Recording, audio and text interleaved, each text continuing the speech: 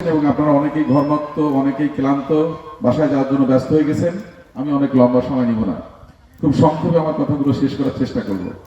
আজকে আন্তর্জাতিক নদীকৃত্য দিবস 2026 উপলক্ষে পশুর নদী বাঁচাও, সুন্দরবন বাঁচাও, জেলে জীবন বাঁচাও শীর্ষক নদী সংলাপ আসলে অত্যন্ত সময় উপযোগী এটা আমাদের জন্য, কারণ আমরা উপকূলের মানুষ, জলবায়ু পরিবর্তনের শিকার। আমাদের ইতিমধ্যে আমাদের যিনি সঞ্চালক উনি কিন্তু গুরুত্বপূর্ণ একটা কথা বলেছেন। আমি মন্ত্রণালয়ে আসার পরে আমি বলছি যে এখন থেকে ক্লাইমেট ভিকটিম অর্থাৎ জলবায়ু পরিবর্তনের শিকার যে মানুষ, তাদের জন্য যে বিশ্ব সম্প্রদায় যে সহযোগিতা দিচ্ছে সেটা দিয়ে আমরা অন্য এরিয়ার কোনো কাজ করব না। আমরা সোলার বাতি কিনবো না, আমরা হেলিপ্যাড বানাবো না, বা আমরা ওয়াকের করব না।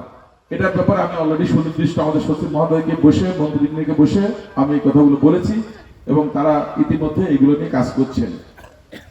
আমাদের মন্ত্রণালয় থেকে আমি চেষ্টা করব সত্যিকার অর্থে এই উপকূলের সাধারণ মানুষ যারা জলবায়ু পরিবর্তনের কারণে জীবন জীবিকা হারাচ্ছে, বিভিন্ন ধরনের সমস্যায় পড়ছে, সেগুলো নিয়ে কাজ করার জন্য।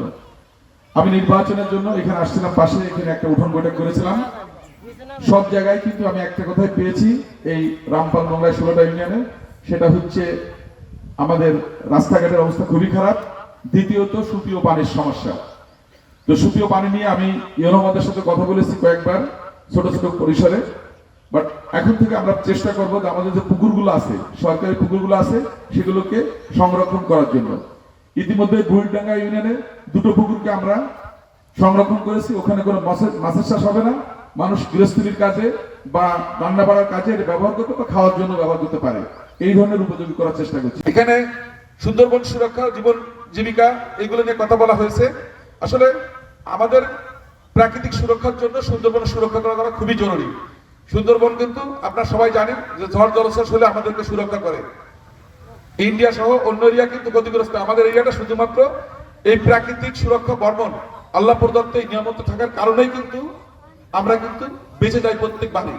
তো এই জন্য বলবো এটাকে সুরক্ষা করার জন্য আমাদের কাজ করতে হবে। এবং আজকের কিন্তু আলোচনা কিন্তু সুন্দরবন বাঁচাও, এটা কিন্তু একটা অংশ, এবং সুন্দরবনের সাথে পশুর নদী অঙ্গভাবে জড়িত।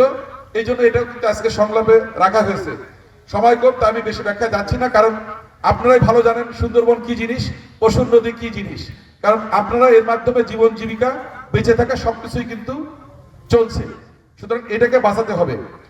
তারপরে এখানে কানাইনগর পুকুরের ব্যাপারে বলা হয়েছে, যেহেতু সবগুলো বলছি সুতরাং এটা নিয়ে আলোচনা করে কিছু নাই।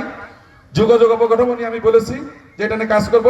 সাইক্লোন শেল্টার সহ অন্য যেগুলো আছে আমি প্রশাসনকে বলবো যে আপনারা যাচাই বাছাই করে দেখেন যে কোন এলাকা দরকার আছে, যেখানে দরকার সেখানে অবশ্যই আমরা এটার ব্যবস্থা করবো। প্রয়োজনে ক্লাইমেট ফান্ড থেকে এটা আমরা করতে পারি।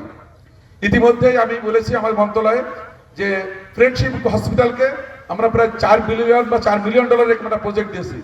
আমি তাদেরকে বলেছি যে এই মন্ত্রণালয় থেকে নির্দেশনা দিতে হবে আগামীতে দুবলাচরে যারা জেলে থাকে এদের জন্য ওরা যে 4-5 মাস কাজ করে ওখানে ওদের স্ট্যান্ড বাই ডিউটি করতে হবে।